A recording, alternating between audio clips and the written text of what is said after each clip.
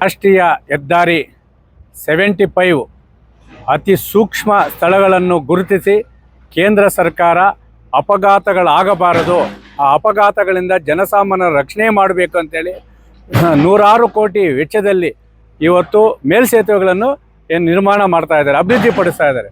ಆದರೆ ಕೋಲಾರ ಜಿಲ್ಲೆಯ ಜನಪ್ರತಿನಿಧಿಗಳು, ಸಂಸದರು ಮತ್ತು NHAI ಅಧಿಕಾರಿಗಳು ಇದ್ದಾರೆ ಅಂತೇಳಿ ನಮಗೆ ಯಾಕೋ ಅನುಮಾನ ವ್ಯಕ್ತವಾಗ್ತಾ ಇದೆ.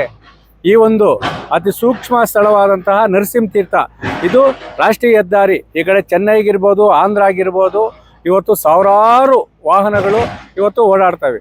ಅಂತಹ ಯಾಕಂದರೆ ಈಗ ತಿರುಪತಿಗೆ ಹೋಗ್ತಾರೆ, ಆ ತಿರುಪತಿಗೆ ಪ್ರವಾಸಿ ತಾಣ. ಇದು ಶನಿವಾರ ಭಾನುವಾರ ಆಗಿದ್ರೆ ಆ ಟ್ರಾಫಿಕ್ ಎಷ್ಟು ಮಾತ್ರ ಆಗ್ತದೆ ಅಂದರೆ, ಈ ಒಂದು ಬ್ರಹ್ಮರಾ ಕಂಪನಿಯ ಶ್ರೀಧರ್ ಅಂದವರು ಒಂದು ಮಾಲೀಕರಿಗೆ ಇದನ್ನು ಗುತ್ತಿಗೆ ಕೊಟ್ಟಿದ್ದಾರೆ. ಆದರೆ ಅವ್ರು ಇದಾರೋ ಇಲ್ಲ ಅಂತೂ ನಮಗೂ ಗೊತ್ತಿಲ್ಲ. ಯಾಕಂದರೆ ಇಲ್ಲಿ ಕರ್ನಾಟಕದಲ್ಲಿ ಯಾರೂ ಇಲ್ಲ, ಆಂಧ್ರ ತಮಿಳುನಾಡವ್ರು ತಂದು ಇಲ್ಲಿ ಗುತ್ತಿಗೆ ಕೊಡ್ತಾ ಇದ್ದಾರೆ. ಈ ಒಂದು ಕಾಮಗಾರಿ ಪ್ರಾರಂಭವಾಗಿ ನನ್ನ ಪ್ರಕಾರ 7 ಇಂದ 8 ವರ್ಷ ಆಗಿದೆ.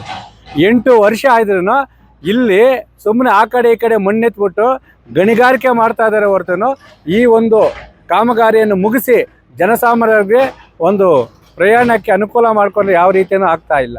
ಇದಕ್ಕೆ ಸಂಬಂಧಪಟ್ಟ ಅಧಿಕಾರಿಗಳು ಕೇಳಿ ಇದಾರ ಇಲ್ಲ ಅಂತೂ ಗೊತ್ತಾಗ್ತಾ ಇಲ್ಲ.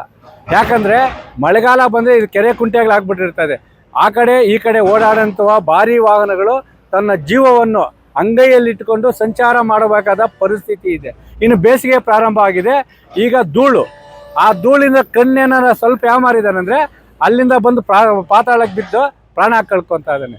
ಅತಿ ಸೂಕ್ಷ್ಮ ಸ್ಥಳ ಅಲ್ಲ, ಯಮಲೋಕದ ಸ್ಥಳವನ್ನು ಅಭಿವೃದ್ಧಿ ಮಾಡ್ತಾ ಇರೋ NHAI ಅಧಿಕಾರಿಗಳಿಗೆ ಈ ಒಂದು ಗುತ್ತಿಗೆದಾರರ ಬ್ರಹ್ಮರ ಒಂದು ಕಂಪನಿಯ ಗುತ್ತಿಗೆದಾರರು ಮತ್ತು ಅವರ MD ಶ್ರೀಧರ್ ಏನಿದ್ದಾರೆ ಅವ್ರ ವಿರುದ್ಧ ಕ್ರಮ ಕೈಗೊಳ್ಳಬೇಕಾದ ಅವರು ನಾಪತ್ತೆ ಆಗಿಬಿಟ್ಟಿದ್ದಾರೆ.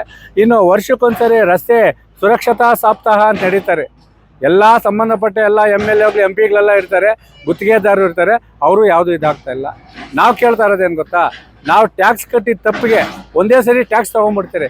ಟ್ಯಾಕ್ಸ್ ಕಟ್ಟಿದ ತಪ್ಪಿಗೆ ನಾವು ಈ ರೀತಿ ಆಮೆಗತಿಯಲ್ಲಿ ಕಳಪೆ ಕಾಮಗಾರಿ ಮಾಡಿ ಆ ಒಂದು ಸೇತುವೆಗಳಲ್ಲಿ ಬಿದ್ದು ಸಾಯ್ಬೇಕಾ?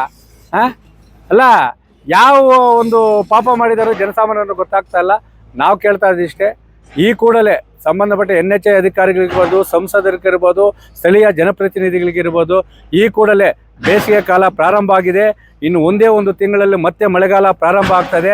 ಮತ್ತು ಮಳೆಗಾಲ ಅಂತ ಹೇಳ್ಬಿಟ್ಟು ಕಾಮಗಾರಿ ಮಾಡದೆ ಸಂಪೂರ್ಣವಾಗಿ ಮತ್ತೆ ಸ್ಥಗಿತ ಮಾಡ್ತಾರೆ.